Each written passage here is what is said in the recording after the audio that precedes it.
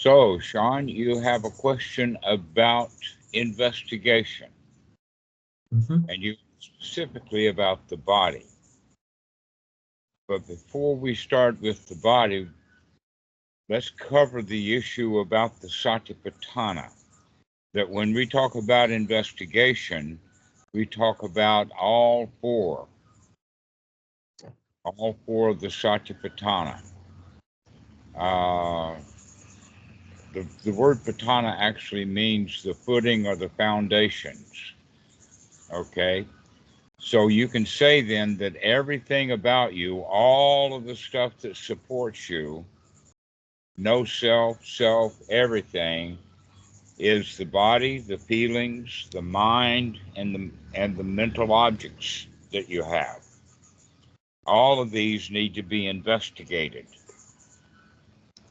The Buddha most specifically spends a lot of time on investigating the state of mind that we're in, as well as the thoughts that we have. That in fact, the thoughts that we have will give a good point about what state of mind we're in. Now, one point is that when we talk about gladdening the mind, and often means that we're replacing unwholesome thoughts with wholesome thoughts. And the common thing that happens is that as soon as we have a wholesome thought, we have another unwholesome thought that disagrees with that. An example of that would be everything is all right.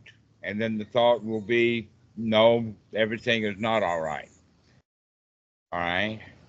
I'm okay. Well, you're not okay. Joy.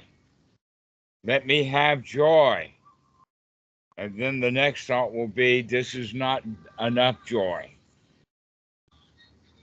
And so beginning to watch those kind of follow-on thoughts are actually pointers as to what kind of mind state that you're in, so that we can begin to also change the mind state, so that we can actually believe the truth. The reality is that everything is okay. But often when we give ourselves that wholesome thought, everything is all right, everything is fine, our mental state will then bring up an unwholesome thought is that, yeah, but I can think a whole lot of stuff that's not okay. That happened when I fell down the stairs this morning. I was like, oh, everything's fine. And I was like, oh, my foot hurts so bad. Oh. In other words, we disagree with the Mhm. wholesome because of our habits. And our habit is basically the mind state that we're in. And so the mental state that we're in contributes then to the thoughts that we have. And we're often not even aware of these unwholesome thoughts because they happen so fast. But uh, if we can watch closely to recognize that often we're disagreeing with the wholesome thoughts that we're practicing. When we practice to gladden the mind, when we practice to change the unwholesome thought into a wholesome thought, then the next thought will be, it's not wholesome enough. I don't believe it, because the mental state hasn't been yet changed. Mhm. And so the way to handle that is to say, aha, I see you. Yet another unwholesome thought coming up. And also, I'm beginning to get a load of my actual mental condition, my mental state, so that that can also be changed, so that you can Yeah. come back with everything really is okay. Mm. That this just joy is good enough joy, that this satisfaction is good enough. And so we need to repeat that over and over again, especially since they're going to be interfered with unwholesome thoughts as they occur. Mm. Can you define the mental states, or is that not necessary? You just All kind of right, feel it. the two primary mental states is winner and loser. Mm. The two Okay. primary states is victim and boss. All right, are you going to be the boss of your life, or are you going to be a victim to life? We are raised to be a victim. We were born as a victim. We were born helpless. And mommy and daddy did all they could to stay in charge, which meant that they wanted to keep you a victim. Sometimes, even when a 40-year-old man lives with his mother will still boss him around and make him a victim. Yeah, I've seen that All happen right. a lot. So, our moms and our dads want us to stay under their thumb. Why? Because they're still under some thumb themselves. And we become under the thumb of or victim to society, cops, governments, politicians, salaries, bosses, all kinds of things that we remain victim to. But the number one thing that we stay victim to is all of the thoughts that we have that keep us as a victim. We victimize ourselves. And that part of becoming a winner is to take responsibility for this, saying, I can do this, I can feel good, I can be okay, I can be satisfied, even when I have unwholesome thoughts from time to time, I can change them. And Yeah. so we begin to change our attitude. Something I've started picking up during practice is when I say like this unwholesome thought will not make me feel bad for long, or like something like that. Like this will not keep me down for long, and it helps me a lot to get back on track. Well, if you can say, aha, I see you, unwholesome thought, you're no longer under its control. I've started doing that, but like I'll do like I like do the hand motion of grabbing a snake by the head outside. I'm sorry, what? It's hard to hear you. I hear a little echo. Go ahead. Like sometimes when I'm outside and I see something and I'm like aha I see you, I'll do like this like motion like without realizing it, like grabbing the snake by the head. Is the microphone busted? Oh, Uh, hello? oh, I see what's going on. All right, let me close this off. All right, that'll help. I was There was a little bit of an echo, so Oh, now try it. did that fix it? Ooh, it's still kind of bad.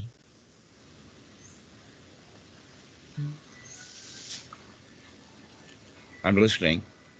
Oh, I was saying I've started sort of like having a hand grasp motion whenever I catch an unwholesome thought in public.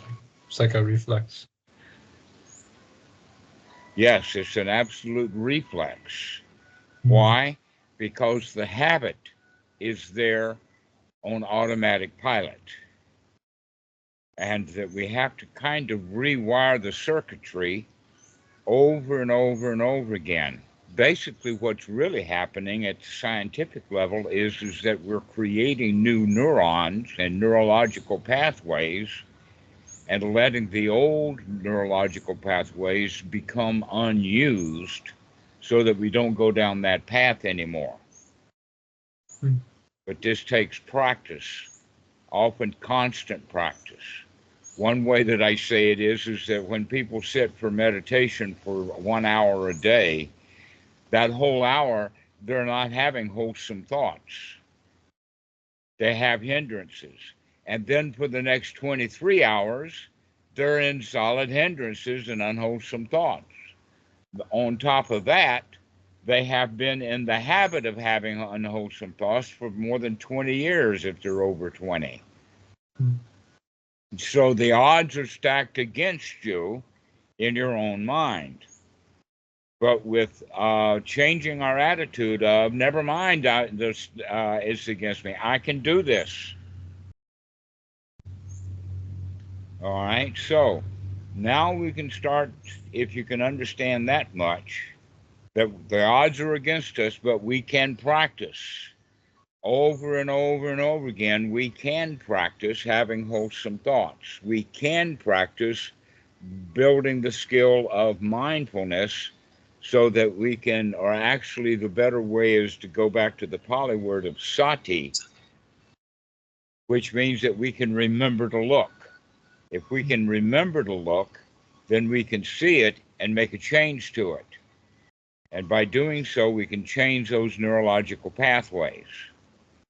So here's the reason for watching the breath, is because every long in-breath that you takes sati, takes remembrance, and every long out-breath takes sati. It takes to remember that this is going to be a long out-breath. And so one of the easy ways to develop sati is by using the breath. I breathe in long, I breathe out long. I breathe in long, I breathe out long. It's not just the body, it's the combination of the body and the mind. If the mind can say breathe out long and breathe in long, then the mind is controlling the body, training the mind, and training the body. And so the investigation that needs to be done is the investigation of the body and the mind. And so Okay. as we learn to watch our breath, breathing in long and breathing out long, we can also begin to see, as we're doing that the body is making some intentional changes. For instance, you begin to feel the cloth of the shirt as the body's breathing. The lungs come up, the lungs go down. You can feel it in the back. You can feel it in the shoulders. If you're deep breathing, you can feel the touch of the air on the skin, and you can become sensitive to the body. Now, there's two ways of doing that. One is by just sitting still and paying attention to the breathing and watching the body doing its little bit of movements. And then the other one is when we're active.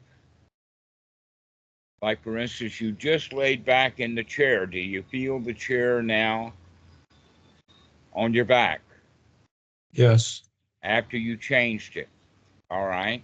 Now, the more important part of this is to begin to watch what your hands are doing.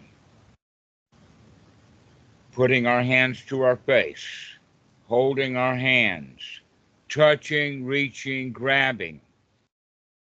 For instance, turning a doorknob requires our hand. Picking up objects requires the hand. So the thing to do is to be mindful, or to remember to look at what your hands are doing. Now, another way of looking at it is that, here's an example. Picking up an object, we almost always have our mindset focused on the object. But we're going to begin to change that to focus on the hand as it's holding the object. When we're holding the object, it touches the hand. Where are the sensations? This will also help us to remember to slow down our gestures and our hand movements so that we can pay attention to what's happening. Now, there is a point to all of this. And the primary point is that in order to feel satisfied, the body needs to be comfortable. Even further than that, relaxed. So our breathing in and breathing out is to relax the body. Also, that when we're feeling the touch of the cloth and the touch of the air and other things like this, we also begin to get in touch with the feelings and emotions that are expressed in the body.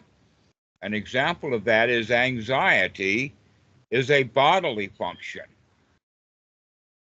Being angry is a bodily function. That's why they talk about seeing red and red in the face and rednecks and all of that kind of stuff, is because we actually have physiological changes in the body based upon how our attitude is and how we're feeling. So if the attitude is a victim and I don't like it, then that will give rise to the fact that we become afraid. Say the bully is criticizing us, and we don't like that criticism because it's me he's criticizing, and therefore I feel fear. And the fear then is often dealt with by covering it over with anger so that we feel powerful. How dare him call me a nitwit?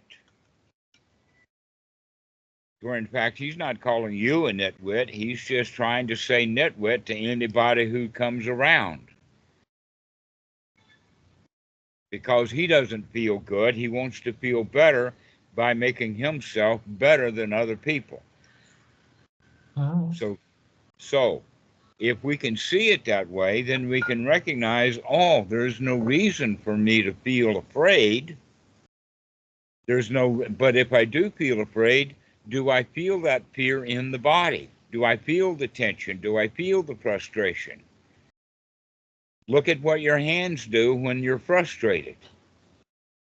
Look at what your hands do when you're angry. That's actually really cool. I was trying to write down a bit of this, and I actually started getting a little frustrated. My hands started moving faster. Getting a little frustrated, we start to move faster. Yes, that's a good issue, so that you can see then how the body, the feelings, and the mind states are all interrelated, and especially how the mind state affects our mind's objects. That's actually it's cool.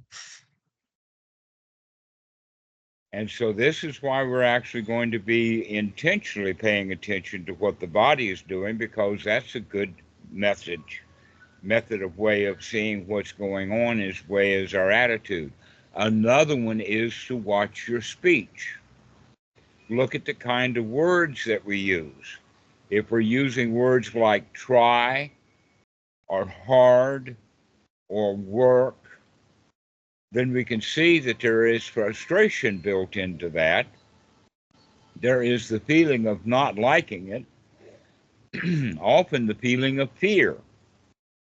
And if we can then see it by listening to our language, we can say, aha, I see you. And now, because we can see it, we have an opportunity to change it. If we can't see it, we can't change it. Oh, are the things like try hard and work relating just to practice or to any life scenario? Well, be careful about using these words. In fact, there's possibly a list of words that you can make for yourself to say, I'm going to take these words out of my vocabulary.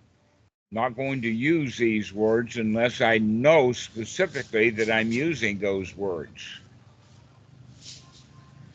An example of those kind of words then would be words that don't mean anything or mean too many things, like the word love. And so I tend to not use the word love. I also tend to not use the word meditation because the word meditation is just all over the place. I also tend not to use the word concentration unless I'm describing what we're talking about here, because the Buddha did not talk about concentration. What he talked about instead was unification of the mind, which actually means unifying the body, the feelings, the mental states, and our mental objects, so that we're no longer a crowd inside, that we can see these interrelationships. And so there's a lot of words that you can play with as to ones that have a direct indicator as to how you feel. So, and the investigation is to find those interrelationships and figure out how you work. Mm-hmm. A really good example, by the way, of those is expletives. What kind of expletives do you use? Oh my Like bad God. words. Uh, Okay, expletives is putting out. Okay, like hell, or what the hell, or what the fuck. All right, those are whoa. expletives. Yeah. Damn it all to hell. My dad had a few of them. Dang nabbit was his. Gosh darn it. That was an expletive. Yeah. All right, so start looking at the expletives you're using. The one that I generally use the most is wow, because wow is a much more wholesome word than dang nabbit, Mm, or damn, or damn it to hell. So all of these expletives, be careful of the expletives that you're using, because that's a direct indication of the mental state that you're in. if you fell down the stairs and you hurt your shin, what would be a good expletive? Would wow be a good one? Um, Actually, I can't choose the expletives for you. What we're Uh, not talking about is which expletives to use. It's the fact that you know that you're putting out an expletive, and you know that you don't like falling down the stairs. But the reality is that you survived, that you're okay. You might be a yeah. little bit sore here and there, but you'll get over that. There's nothing to it. And the next time, you'll be more mindful of walking down the stairs so that you don't slip and fall. That you'll be mindful that maybe the children have put some marble or some shoe or something on the stairs, and you start watching where you're going. Yeah, I have to be more mindful of the cat running down the stairs and tripping me up. Mm-hmm. Yes, cats like to walk with people and sometimes walk right in so that people will step on their cat or trip over the cat or whatever like that, instead of just stopping and seeing what the cat is doing so that they can. But we're in a hurry often. If you're going downstairs, there's a reason to go downstairs. Recognize that often that you're in a hurry to go downstairs, and so is the cat. Yes. I'm in a hurry to do laundry, and the cat's in a hurry to follow me. Mm-hmm. Mhm. So recognize that you're in a hurry to do the laundry so that you can slow down. Yeah. And you're in a hurry. Why? Because you need something, that things are not right, they're not correct. You got to fix it. If you don't fix it right away, the daddy in your mind is going to yell at you. So inadvertently, the daddy in my mind made me trip and fall down the stairs. Well, there was a whole sequence of events, and you could have stopped at any one of them. Hmm. Oh wait, no. If I say the daddy made me do it, then I become the victim. Wait. Yeah. Yeah, I see you, Daddy. I see I'm in a hurry. I see that cat. I see that I can slow down and not fall down the stairs. And if I do fall down the stairs, never mind. I can pick myself up and And the slowly go to laundry the still gets washing. done. Yep, and the Pardon? laundry still gets done. The laundry still gets done. And so the whole point then, back to the Satipatthana, is to integrate so that the body becomes relaxed.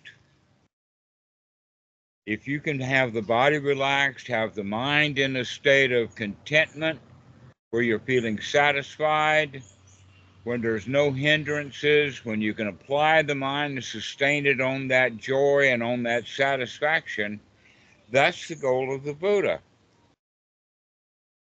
He says that the path to enlightenment, in fact, is the first jhana, and I've just described it, where the body is relaxed, the feelings are okay, comfortable, satisfied. The mind state, especially, is the mind state of a winner. I've got this wired.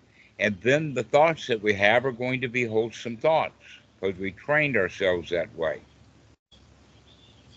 And so the first jhana actually requires all of the features of the four foundations of mindfulness to be incongruent, in congruency. Not incongruent, but you are congruent. What does that mean? It means unified. It means together. That means that the body is relaxed, the feelings are contented and satisfied, that the mind state is the state of a winner, and the thoughts are free from hindrances. And so but it's not a goal, it's a state. What do I mean by it's not a goal? Is because people will fuss at themselves with the daddy in their mind. Oh, you're not where you ought to be. You ought to be, contented and satisfied and all of that. And when we're saying we ought to be that, we're actually fussing at ourselves for not being that. Yeah. So that's another word that we can be mindful of is the word ought, would, should, could, because these are words that are giving you orders. And I think everyone sort of does sometimes just randomly land on being content, but it goes away pretty fast if you don't know how to sustain it. Yeah. So we're going to practice being content. We're going to practice relaxing the body, putting it at rest. We're going to practice having the attitude of a winner, feeling successful. That satisfactions over and over again lead to the feeling of being successful. Yeah. So these are all things that need to be investigated so that you can make changes to them. I can do that. Good. That's the right attitude. Exactly. Yeah. You can do this. Yeah. I mean, I don't have much else I'd like to discuss. I would like to say thank you for talking to me for the first time because it was kind of during a point where it was like even hard for me to like go outside and do stuff. And when I started practicing more and more, doing stuff in general just got easier. And I want to continue to do this. And I appreciate everything you've done. My pleasure. Thank you. I hope All you right, have a good Sean. day. Well, let's finish the call now, and I'll let you go practice some more. Okay. All right. I've noticed that you have signed up, logged into the Open Sangha Foundation website. I'm making YouTube thumbnails with Mikey. I'm sorry, what? I'm helping Mikey make some thumbnails every once in a while. Excellent. Excellent. Thank you. Be sure to put your image on. We're looking for photos to make the rather than default pinwheels or whatever. It's better to have your photo. I didn't know you could do that. I'm gonna do that when I get off. When you get onto your user profile page, click on the photo in the top. Okay. And it'll say change photo. Or you might have to pull down the menu on the gear wheel, the settings, to say edit. Oh, I see it. Okay, I see it. And after you say edit profile, then you can change your photo. Cool. Excellent. Yeah. I need to get a good photo. Well, you can get a good photo right off of this video that'll be finished in a few minutes. Yeah, actually, I'll do that. Yeah, you can bring up the YouTube and then do a screenshot of it and then cut it, crop it, Takes me about 3 seconds to do that. I've done it so often. Do you make the YouTube thumbnails too? No, I'm doing more coding and getting the data going to where the thumbnails are normally for the videos. That's cool. We Cool. also could use some help by using a video editor to make some shorts, to crop a video down, to download it from YouTube and crop it down to about 2 minutes. 1 minute. Oh Something yeah. I think it's YouTube requires a 1 minute, and we've got a number of places that we would like to have a 1 minute short. I think I think having a couple of shorts would be good. I have some videos that I actually kind of saved that I could go back to and make a few shorts of. Excellent, great. Yeah. All right, so videos and stuff like that is what Mikey is doing. So get in touch with him about it. Okay. All right. Thank you All so right. much, Sean. All right. Good to Have a talk good with you. one. Yeah, you too. Um, have a good day. All right. You have a good day too. Bye. Bye bye.